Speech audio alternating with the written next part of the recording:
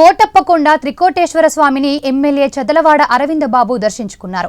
Tirupati దేవస్థానాన్ని YCP ప్రభుత్వం ఎలాగైతే అపవిత్రం చేశారో కోటప్పకొండను కూడా అపవిత్రం చేసిన ఘనత మాజీ ఎమ్మెల్యే గోపిరెడ్డిదని మండిపడ్డారు. 20 రోజుల నుంచి శానిటేషన్ డ్రైవ్ పెట్టి కూటమి నాయకులు కార్యకర్తలతో కొండ ప్రాంతం అంతా శుభ్రం చేశామని ఎమ్మెల్యే తెలిపారు. త్వరలోనే కోటప్పకొండను పర్యాటక ప్రదేశంగా మార్చాలని ప్రభుత్వం ప్లాన్ చేస్తుందని అన్నారు.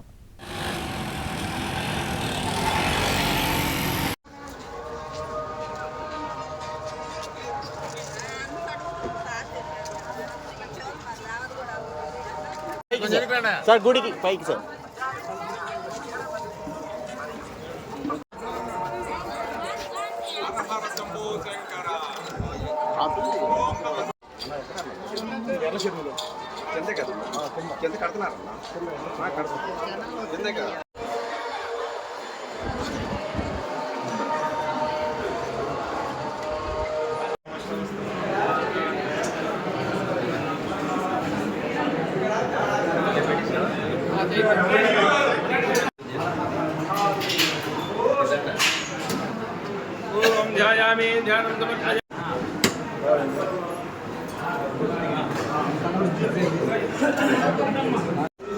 జనమేందంటే బాగా కొంచెం గ్లూకోజ్ వస్తుంది.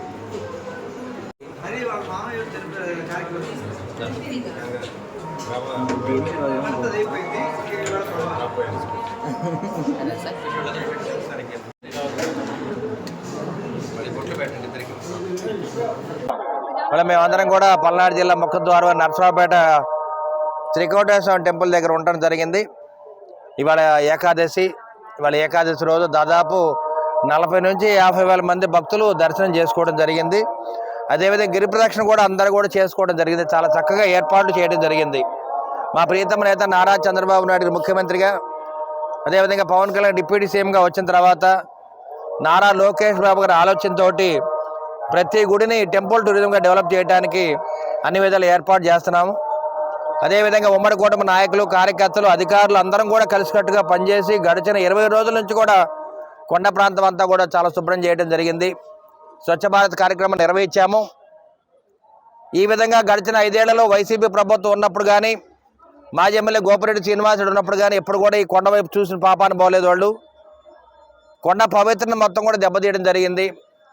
తిరుపతి దేవస్థానాన్ని ఏ విధంగా అపవిత్రం చేశారు, అదేవిధంగా కోటప్పకొండను కూడా అపవిత్రం చేసిన ఘనత గోపిరెడ్డి శ్రీనివాసరెడ్డి గారిది. ఇంకా సిగ్గు లేకుండా వాళ్ళు మాట్లాడుతూ ఉన్నారు. మరి పండగప్పుడు మేము ఇట్లా మాట్లాడకూడదు. దీన్ని పూర్తిగా అభివృద్ధి చేసాము. గడిచిన 2 ఏళ్లుగా చంద్రబాబు నాయుడు గారు ఇవాళ కూడా అసెంబ్లీలో చెప్పడం జరిగింది. డాక్టర్ నర్సరావుపేట కోటప్పకొండని టూరిజం ప్లేస్గా మీరు అభివృద్ధి చేయండి, నేను పూర్తిగా మీకు అండగా ఉంటానని చెప్పి వాళ్ళు చెప్పడం జరిగింది. అసెంబ్లీలో కూడా మాట్లాడారు. చీపురు పట్టుకుంటాం, పలుగుపార పట్టుకుంటాము, అవసరమైతే గొడ్డలు పట్టుకుంటాం, అవసరమైతే గడ్డపార పట్టుకుంటాం. చెట్లు మేమే కొడుతున్నాము, ప్రతి అడుగు మేమే శుభ్రం చేసుకుంటాం. ఇటువంటి పని మీరు ఎప్పుడు చేయలే.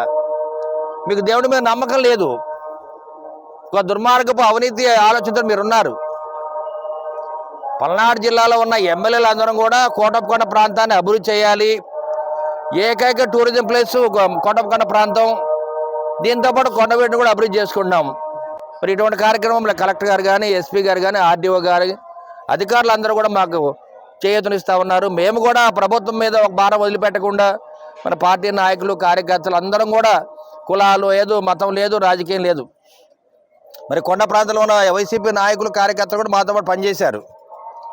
ఈ కొండ అందరిది, అందుకని అందరం కూడా కలిసికట్టుగా పనిచేసాము. ఇక్కడ ఉన్న నాయకులు కూడా పనిచేయడం జరిగింది. గోపిరెడ్డి శ్రీనివాసరెడ్డి 10 ఏళ్ళు ఎమ్మెల్యేగా ఉన్నప్పుడు పూర్తిగా నిద్రపోయడం జరిగింది. అందరం కూడా నర్సరావుపేట పట్టణాన్ని అభివృద్ధి చేసుకుందామని, స్వచ్ఛ భారత్ కార్యక్రమం నిర్వహించుకుందామని మేము చేస్తుంటే అది మరి ఆయన ఓర్చుకోలేకపోతున్నాడు. ఆయన 10 ఏళ్ళు ఎమ్మెల్యేగా ఉండి నర్సరావుపేటలో ఒక రోడ్డు కూడా వేయలేని పరిస్థితి. ఇవాళ ఉమ్మడి కూటమి వచ్చిన తర్వాత 16 రోడ్లు వేసాం. మేము 4 కలవట్లు కట్టాం. రేపు మేలో కూడా 4 ఫ్లైఓవర్లు కట్టబోతున్నాం, హై లెవెల్ బ్రిడ్జెస్. ఇవన్నీ కూడా ఉమ్మడి కూటమి ఏర్పాటైన తర్వాత మా చంద్రబాబు నాయుడు గారి నాయకత్వంలో, మరి డిప్యూటీ సీఎం పవన్ కళ్యాణ్ గారి నాయకత్వంలో ఈ కార్యక్రమాన్ని చేస్తున్నాము.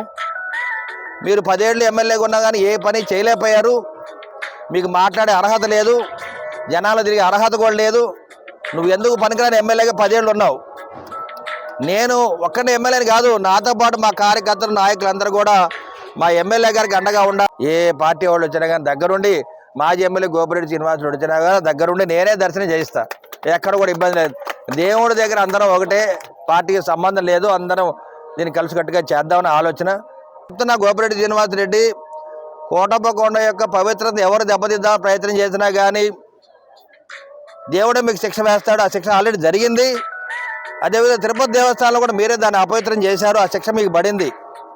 అందుకని మళ్ళీ చెప్తున్నాము, కాబోయే ఎమ్మెల్యే మళ్ళీ రెండోసారి కూడా అరవింద్ బాబే, కాబోయే సీఎం కూడా నా 5వ సారి చంద్రబాబు నాయుడు గారు ఉంటారని చెప్పి తెలియజేస్తున్నాను. రేపు ఈవినింగ్ మాత్రం మన టూరిజం మినిస్టర్ గారు కందులు దుర్గేష్ గారు రావడానికి అవకాశాలు ఎక్కువ ఉన్నాయి. ఆయన కూడా ఇక్కడ చూసిన తర్వాత దీన్ని టూరిజం ప్లేస్గా ఏ విధంగా డెవలప్ చేయాలని చెప్పి మేము ఆలోచిస్తున్నాం. ఇది ఆల్రెడీ టూరిజం ప్లేస్, రోజు భక్తులు వస్తారు, దీనికి రోజు ఆదాయం ఉంటుంది.